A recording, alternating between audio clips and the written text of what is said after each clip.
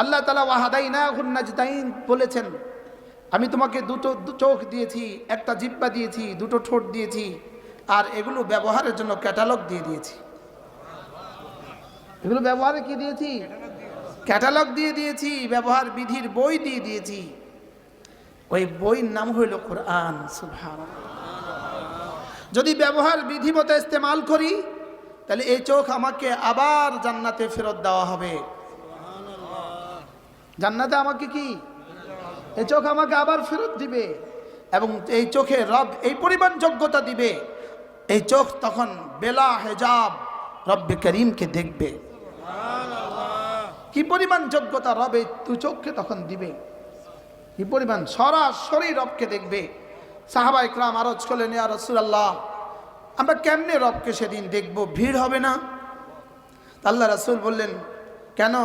পূর্ণিমা